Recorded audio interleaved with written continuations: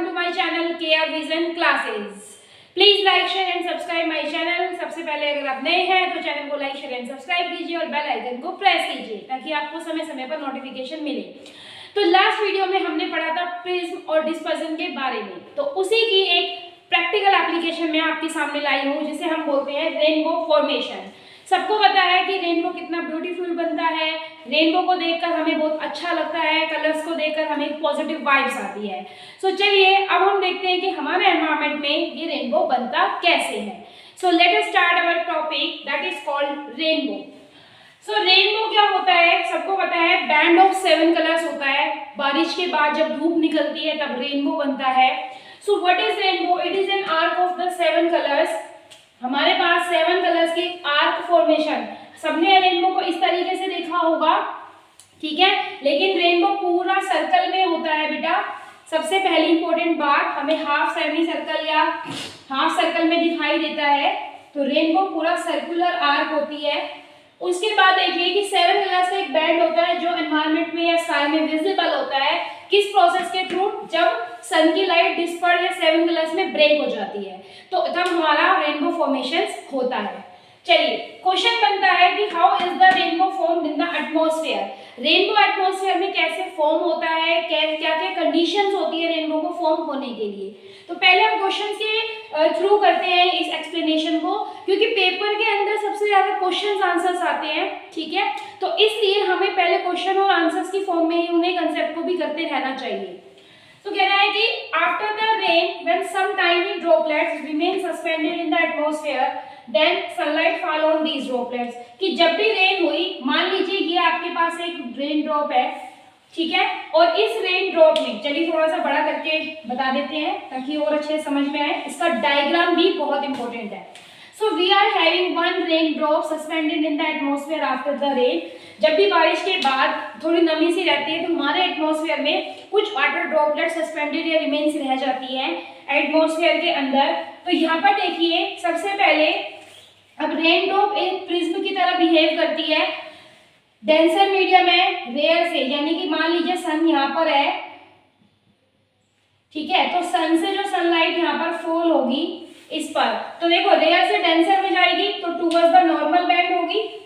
Like ऐसे थोड़ा सा इसको इलेबोरेट करते हैं।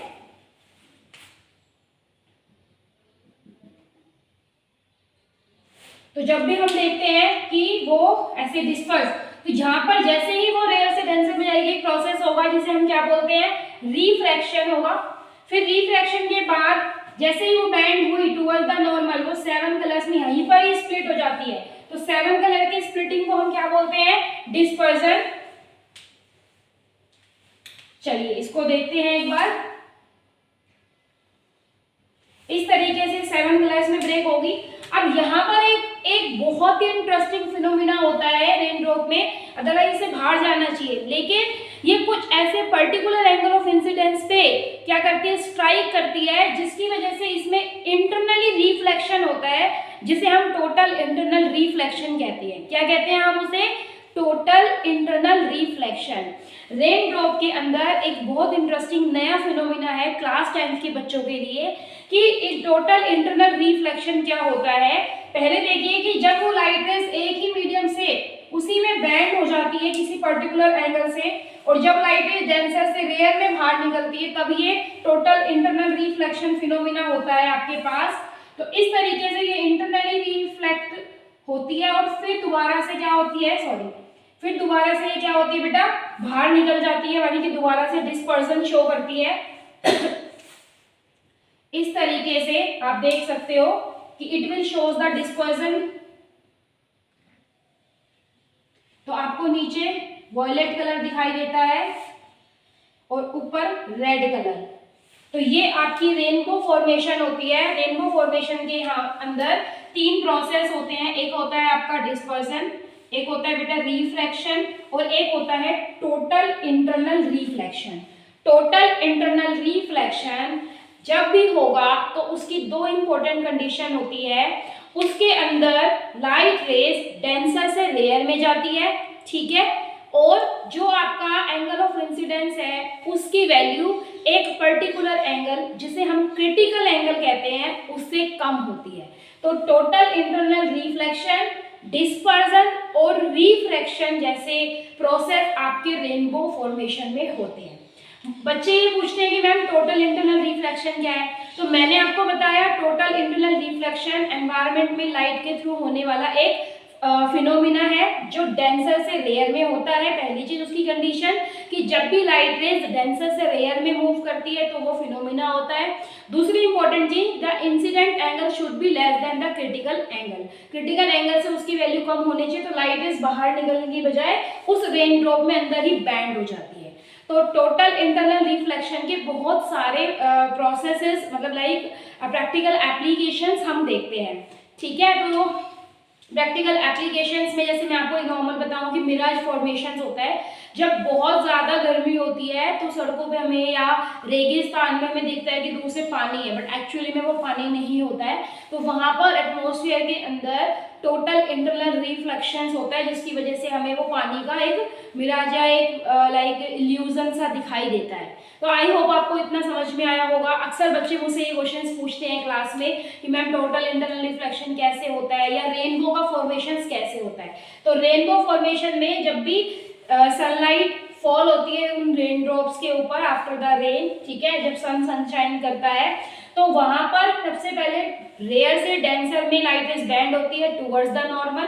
तो अंदर जैसे ही बैंड होगी तो वो क्या होगी, सेवन कलर में, क्योंकि रेन ड्रॉप जो है वो आपका किसकी तरह बिहेव कर रहा है अब, as a prism in the atmosphere, जैसे प्रिज्म एटमॉस्फेयर में बिहेव करता है। तो आई थिंक ये इतना मुश्किल टॉपिक नहीं है, ठीक है। अगर आप एक दो बार एनसीईआरटी में इसको रीड करेंगे तो आपको बहुत सारे क्वेश्चंस, बहुत सारे आपको मतलब कंसेप्चुअल क्वेश्चंस कह सकते हो या बहुत आपके कंसेप्ट क्लियर हो जाएंगे, ठीक है बेटा। तो प्लीज एक बार इसको पढ़ लीजिए, मतलब आई मीन इसको नोट कर लीजिए, फिर इसकी कंडीशंस के बारे में एक बार और रिकॉल कराती हूँ मैं आपको, प्लीज नोट इट। तो अब हम पढ़ेंगे कंडीशंस फॉर रेनबो फॉर्मेशंस, कि रेनबो जो है हमारे एनवायरनमेंट में नेचुरल प्रोसेस है, लेकिन ये कब फॉर्म होता है। तो देखिए, it is formed after the rain when the sun shines in the sky. जब भी बारिश होती है, बारिश बंद होने के बाद जब सूरज खिलता है तो रेनबो की फॉर्मेशंस होती है, ये कंडीशंस होती है। क्योंकि बारिश के टाइम पे जब बारिश बंद हो जाती है बेटा तो कुछ वाटर ड्रॉपलेट, पानी की जो बूंदे हैं वो एनवायरनमेंट में रह जाती है, जिसके बाद जब सन शाइन्स होता है तो उसमें रेनबो फॉर्मेशन होती है। कैसे होती है वो मैंने आपको डायग्रामेटिकली भी समझाया है। उसके बाद देखिए, it is always formed in the direction opposite to the direction of sun. Rainbow की फॉर्मेशन हमेशा सन की डायरेक्शन के अपोजिट होगी। फॉर एग्जांपल, अगर सन ईस्ट में है तो रेनबो की फॉर्मेशन वेस्ट में होगी, ठीक है। तो इस तरीके से हम देख सकते हैं कि रेनबो की फॉर्मेशन कैसे होती है। चलिए, अब मैं आपको एक छोटा सा लिटिल बिट हिंट करके बताऊंगी कि रेनबो की फॉर्मेशन जब होती है तो हम किस एंगल से उस वाटर ड्रॉपलेट को देख रहे हैं, उसके अकॉर्डिंगली जो भी लाइट रेज डिस्पर्स या रिफ्रैक्ट होगी या हमारी आंखों में आएगी, उसके बिहाफ पर हम ये देखते हैं कि जो रेनबो होता है वो टू टाइप्स का होता है। रेनबो कभी कभी दो रेनबो भी दिखते हैं बेटा, एक दिखता है प्राइमरी, एक दिखता है सेकेंडरी। ये एक एडवांस लेवल कंसेप्ट है जो यूजुअली क्लास 10th में सीबीएसई बोर्ड में सिलेबस में नहीं है, बट अगर आप कोई भी प्रिपरेशन कर रहे हो लाइक एनटीएससी कर रहे हो या कोई भी और प्रिपरेशन कर रहे हो किसी एग्जाम की, तो आपके पास ये कंसेप्ट आ सकते हैं। रेनबो फॉर्मेशंस में या फिर हम एटमॉस्फेरिक रिफ्रैक्शन में, इनमें हम कलर्स के बहुत सारे इंटरेस्टिंग फिनोमिना देखते हैं, ठीक है। तो प्राइमरी कलर्स कौन से होते हैं, सेकेंडरी कलर्स कौन से होते हैं, ठीक है। ये बेसिक चीजें हैं जो नॉर्मली हम छोटी क्लासेस में सीख जाते हैं। यहाँ पर हमें ये देखना है कि जब भी हम रेनबो को, वाटर ड्रॉपलेट को या रेनबो को ऑब्जर्व कर रहे हैं तो लाइट रेज किस एंगल से हमारे पास आ रही है, उसके बिहाफ पर हमारे पास दो तरह के रेनबो है, एक प्राइमरी रेनबो है और एक सेकेंडरी। लाइट रेज जो होती है उनके कुछ पर्टिकुलर एंगल्स होते हैं हमारे पास, जैसे कि 42 डिग्री, 40 डिग्री रेड और ब्लू लाइट के लिए, प्राइमरी रेनबो फॉर्मेशंस के लिए, ठीक है। 55 डिग्री, 50 से 55 डिग्री के बीच में हमारे पास सेकेंडरी रेनबो को देखने के लिए एंगल ऑफ फॉर्मेशन है, बट हम उसको एग्जैक्टली हम मेजर नहीं कर पाते, बट वो नेचुरली मेजर होता है, जिसकी वजह से हमें कभी कभी दो रेनबो दिखाई देते हैं। तो ये बहुत छोटी सी मैंने आपको एक डिस्क्रिप्शन में या ब्रीफ के अंदर छोटा सा हिंट दिया कि भाई प्राइमरी रेनबो और सेकेंडरी रेनबो भी होते हैं हमारे एनवायरनमेंट के अंदर, ठीक है, तो आई थिंक आपको ये समझ आया होगा। रेनबो क्या होती है, एक आर्क फॉर्मेशन है, फुल रेनबो बनता है, पूरा का पूरा गोल सर्कल, जैसे हमारी अर्थ सर्कुलर है एक तरीके से, जनरली नहीं है बट हम वैसे नॉर्मल बता दूं मैं आपको, ठीक है। तो पूरा सर्कल फॉर्मेशन में रेनबो होता है। क्यों होता है, वही एंगल के ऊपर डिपेंड करके, इसलिए जो जहां एंगल तक हम देख पाते हैं वहां तक प्रॉपर पर्टिकुलर एंगल पे लाइट रेज कौन सी डेविएट हो रही है, कौन सी डिस्पर्स हो रही है, उसके अकॉर्डिंगली हमें रेनबो की फॉर्मेशन दिखाई देती है। रेनबो के लिए हमारे पास दो कंडीशंस होती है। पहली कंडीशन, आफ्टर रेन सनशाइन होना चाहिए। डायरेक्शन जो होती है इसकी हमेशा सन के अपोजिट होती है। तो ये सारी चीजें मैं इसलिए बता रही हूँ क्योंकि जब भी क्लास में कोई टीचर ये फिनोमिना, ये प्रोसेस पढ़ाता है तो बच्चे उस समय अक्सर ध्यान नहीं देते हैं, उन्हें लगता है कि इजी है, रेनबो हमने देखा है। लेकिन जैसे इनके क्वेश्चंस इस चैप्टर में से सबसे अच्छी बात यह है कि क्वेश्चन सारे कंसेप्चुअल आते हैं या फिर एनसीईआरटी बेस आते हैं, ठीक है। तो यहाँ पर मेरा सिखाने का मोटिव, मेरा सिखाने का एक कंसेप्चुअल जो प्रोस्पेक्टिव्स हैं वो यही है कि आपको ध्यान से पढ़ना चाहिए और 1 से 2 बार रिटन प्रैक्टिस जरूर करनी चाहिए, क्योंकि राइटिंग स्किल्स जितनी अच्छी होगी, जितनी एक्सप्लेनेशन पावर अच्छी होगी, उतने ही अच्छे मार्क्स आपको एग्जाम में मिलेंगे। तो इन इजी टॉपिक है ये, ठीक है। कलर फॉर्मेशंस है, विबग्योर पैटर्न्स है, इनके बारे में हम जनरली 6-7 क्लास में बेसिक में पढ़ लेते हैं। तो रेनबो फॉर्मेशन अच्छे से पढ़िए। एटमॉस्फेरिक रिफ्रैक्शन टॉपिक नेक्स्ट हम पढ़ने जा रहे हैं, ठीक है। तो इसे एक बार नोट कर लीजिए जल्दी से क्विकली।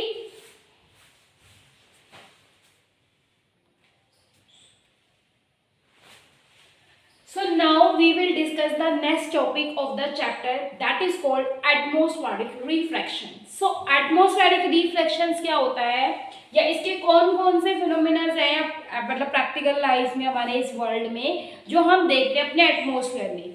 तो सबसे पहले देखिए, the refraction of the light caused by the earth atmosphere is called atmospheric refraction. अरे भाई, जो एटमॉस्फेयर में रिफ्रैक्शन हो, लेकिन अब कुछ बच्चों के दिमाग में ये आता है कि मैडम एटमॉस्फेयर में तो एयर ही होती है, एक रेयर ही मीडियम है, डेंसर मीडियम हम कैसे लेके आए और एटमॉस्फेरिक रिफ्रैक्शन कैसे देखें।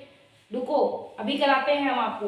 चलिए, तो देखिए यहाँ पर एटमॉस्फेयर में, तो जैसे हम सबको पता है बेटा कि हमारी जो अर्थ है, ठीक है, अर्थ के ऊपर डिफरेंट एयर की लेयर्स है। जैसे आपने पढ़ा होगा ट्रोपोस्फेयर, स्ट्रेटोस्फेयर, इस तरह से हमारे पास 5 लेयर्स है जिसमें एयर की डेंसिटीज डिफरेंट होती है, ठीक है। Air densities are different in the earth atmosphere. कैसे होती है, जैसे देखो, जब भी आपने एक फिनोमेना देखा होगा सिंपल सा कि जब कहीं भी फायर या आग जल रही है, जैसे ठीक है, अगर मैं यहाँ पे ड्रॉ करूँ ऐसे, तो इसके पीछे, ठीक है, यहाँ पर इसके पीछे जो भी वर्ड लिखे हुए हैं वो फ्लिकर्स करते हैं। फ्लिकर्स का मतलब होते हैं हिलते हैं, मूवमेंट्स करते हैं या अलग से दिखाई देते हैं हमें।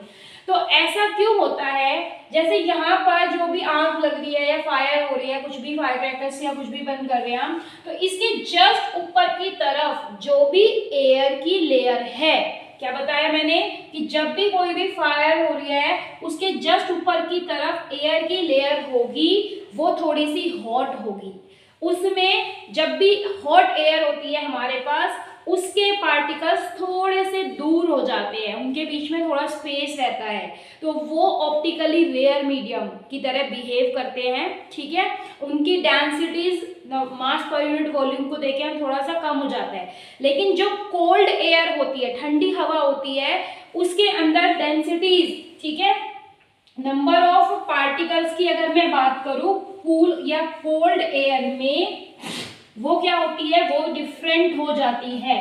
तो कूल एयर यानी कि अर्थ के डिफरेंट लेयर्स में से, एयर के डिफरेंट लेयर में टेम्परेचर डिफरेंस होता है, जिसकी वजह से उनकी डेंसिटीज जो होती है, ठीक है बेटा, उनकी डेंसिटीज जो होती है वो चेंज हो जाती है। कूल एयर की डेंसिटी डिफरेंट होती है और हॉट एयर की डेंसिटी डिफरेंट होती है, ठीक है। कूल एयर के टेम्परेचर अलग होगा, नंबर ऑफ मॉलिक्यूल्स या पार्टिकल्स जो होंगे, मास पर यूनिट वॉल्यूम, वो डिफरेंट होंगे। तो आपके पास ये कैसे बिहेव करती है, cool air optically denser medium बन जाती है और हॉट एयर किसकी तरह बिहेव करती है, रेयरर मीडियम की तरह। तो इस तरीके से जब भी कोई लाइट, सनलाइट या स्टार लाइट हमारे पास आती है, ठीक है, प्लैनेट में से लाइट आ रही है, तो वो इस तरीके से दो मीडियम डिफ्रेंशिएट हो जाते हैं एटमॉस्फेयर में ऑटोमेटिकली, ठीक है। बार बार कभी कहीं पर एयर कूल है या हॉट है, इस तरीके से उनकी डेंसिटी वेरिएशंस या बदलाव होते हैं, तो वहाँ पर एटमॉस्फेयर में हम एक प्रोसेस या फिनोमिना देखते हैं जिसे हम एटमॉस्फेरिक रिफ्रैक्शन कहते हैं। तो एटमॉस्फेरिक रिफ्रैक्शन के कारण हमारे पास बहुत सारे एक्सपेरिमेंट्स हैं, बहुत सारी चीज़ें हैं, जैसे स्टार ट्विंकल्स करते हैं, बचपन में पोएम में पढ़ते हैं हम, ट्विंकल ट्विंकल लिटिल स्टार, है ना, तो वो लिटिल स्टार ही ट्विंकल करते हैं, लेकिन बिग प्लैनेट्स ट्विंकल नहीं करते हैं। Got it? Big planets do not twinkle while the stars will twinkle. तो ये सारे कंसेप्ट, इनकी प्रैक्टिकल एप्लीकेशन नेक्स्ट वीडियो में पढ़ेंगे, और कुछ इंपॉर्टेंट क्वेश्चंस मैं आपको बताऊंगी जो आपको हेल्प करेंगे एग्जाम में गुड या अच्छे मार्क्स लाने के लिए। तो चैनल को लाइक शेयर सब्सक्राइब कीजिए, हमारे साथ जुड़े रहिए, आगे बढ़ते रहिए। नमस्ते।